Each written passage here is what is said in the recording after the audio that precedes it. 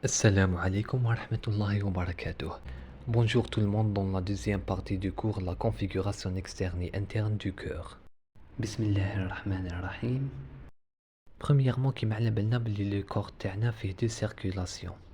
Une circulation systémique dans laquelle le sang riche en oxygène يروح من le cœur les tissus périphériques à travers les artères et le sang pauvre en oxygène يروح من les tissus périphériques le cœur à travers les veines. On a une circulation pulmonaire dans laquelle le sang pauvre en oxygène يروح من le cœur les poumons à travers les artères pulmonaires et le sang riche en oxygène يولي من les poumons le cœur à travers les veines pulmonaires.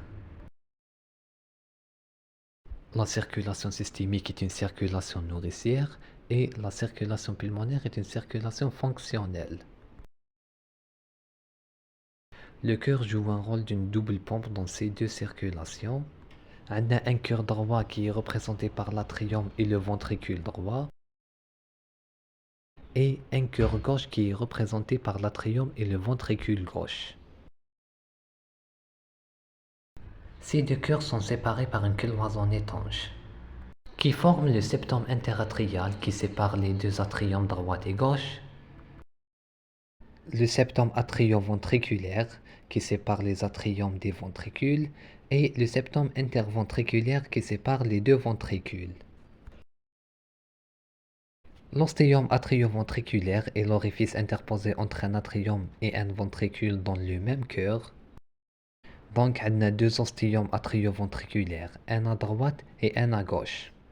Chaque ostéum est fermé par une valvule atrioventriculaire. On a la valve tricuspide à droite et la valve mitrale à gauche. La surface des cavités cardiaques est irrégulière par des saillies musculaires. Dans les atriums, on a des muscles pectinés qui sont des structures atriales peu saillantes. On a des tubercules et des crêtes qui sont des structures plus saillantes que les muscles pectinés. Dans les ventricules, on a des trabécules charnus qui sont des bandes musculaires fixées totalement ou en pont sur les parois. Et des muscles papillaires qui sont des cônes musculaires au niveau des ventricules. De leur sommet se détachent les cordages tendineux. Les cordages tendineux qui se détachent des muscles papillaires se fixent sur les valves atrioventriculaires.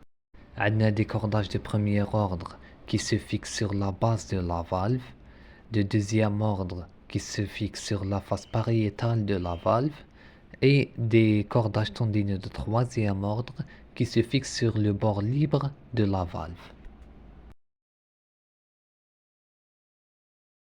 On commence par le cœur droit. Le cœur droit recueille le sang hypooxygéné des veines caves qui viennent des autres parties du corps. Il l'expulse dans l'artère pulmonaire pour être ensuite oxygéné dans les poumons. Il comprend deux cavités, l'atrium droit et le ventricule droit. L'ostéum atrioventriculaire droit sépare les deux cavités.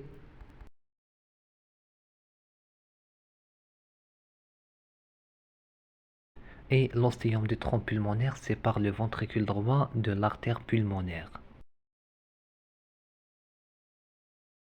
L'ostéum atrioventriculaire droit ou orifice tricuspidien renferme la valve tricuspide à trois cuspides, une antérieure, une postérieure et une septale. L'ostéum du tronc pulmonaire comprend trois valvules, une antérieure, une droite et une gauche. L'atrium droit est ovoïde à grand axe vertical.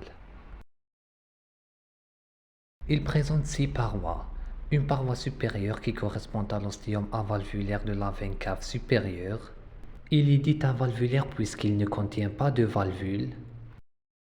La paroi inférieure présente deux orifices. L'ostéum de la veine cave inférieure en arrière, limité en avant par la valvule de la veine cave inférieure ou valvule d'Eustache. Et l'ostéum du sinus coronaire en avant et médialement, cerné par la valve du sinus coronaire ou valvule du Tébésius. À ce niveau s'ouvre le sinus coronaire.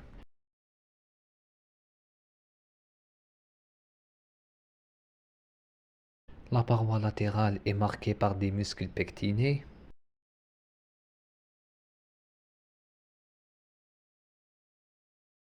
La paroi médiale ou septale est marquée par une dépression, la fosse ovale, limitée en avant par son limbus, qui est appelé anneau de Wiersens.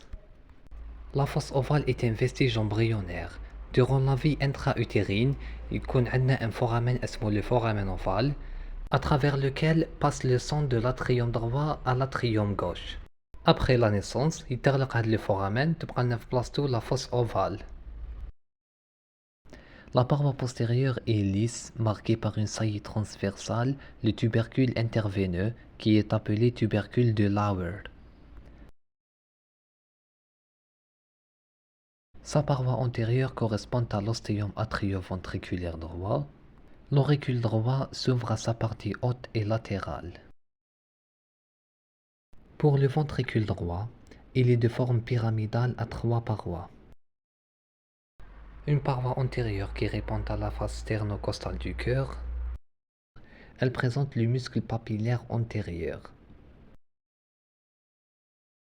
La paroi septale ou médiale, qui correspond au septum interventriculaire, présente la crête supraventriculaire qui sépare deux zones, le cône artériel en haut et une zone inférieure lisse où s'insèrent les muscles papillaires septaux. Et présente la trabécule septomarginale ou bandelette ensiforme qui solidarise les parois ventriculaires.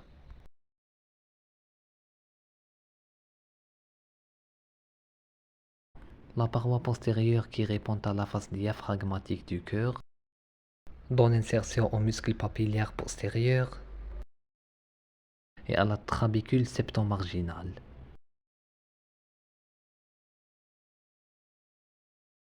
La base du ventricule droit correspond à l'ostéum atrioventriculaire droit en bas et l'ostéum du tronc pulmonaire en haut. Et son apex est cloisonné par des trabécules charnues. La cavité ventriculaire présente deux chambres, séparées par la cuspide septale de la valve tricuspide et la trabécule septomarginale. Elle a une chambre de réception droite en regard de l'ostéum atrioventriculaire droit, à partir duquel passe le sang provenant de l'atrium, et une chambre d'éjection en regard de l'ostéum du tronc pulmonaire, à travers lequel passe le sang du ventricule vers le tronc pulmonaire. Maintenant pour le cœur gauche, il recueille le sang oxygéné des veines pulmonaires et il l'expulse dans l'aorte. Il comporte deux cavités, l'atrium gauche et le ventricule gauche. L'ostéum atrioventriculaire gauche sépare les deux cavités et l'ostéum de l'aorte sépare le ventricule gauche de l'aorte. L'ostéum atrioventriculaire gauche renferme la valve mitrale à deux cuspides, une septale et une gauche. Et l'ostéum de l'aorte comprend trois valvules, une postérieure, une droite et une gauche. L'atrium gauche est ovoïde à grand axe transversal. Sa paroi latérale est lisse. L'ostéum de l'auricule gauche s'ouvre à sa partie antéro-supérieure. Et sa paroi médiale forme le septum interatrial. Elle présente le valvule du foramen ovale.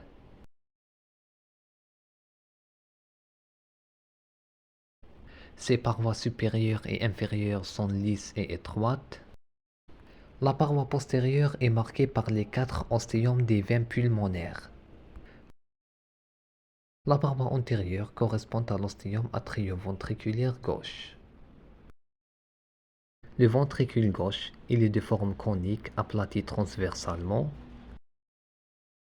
Sa paroi septale est constituée du septum interventriculaire. Sa paroi latérale est irrégulière avec de nombreuses trabécules charnues. Sa base présente l'ostéum atrioventriculaire gauche et l'ostéum aortique.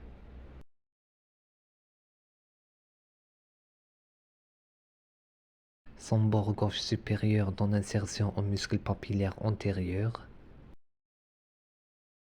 Et le bord gauche inférieur donne insertion au muscle papillaire postérieur. La cavité du ventricule gauche, comme celle du ventricule droit, présente deux chambres, séparées par les cordages tendineux des muscles papillaires au cuspide de la valve mitrale. La chambre de réception, elle est gauche en regard de l'ostéum atrioventriculaire gauche, à travers lequel passe le sang de l'atrium gauche vers le ventricule gauche.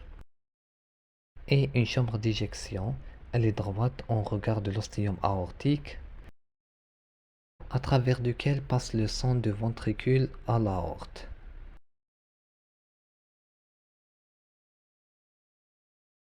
Donc عندنا le sang hypooxygéné drôlna من les veines caves l'atrium droit.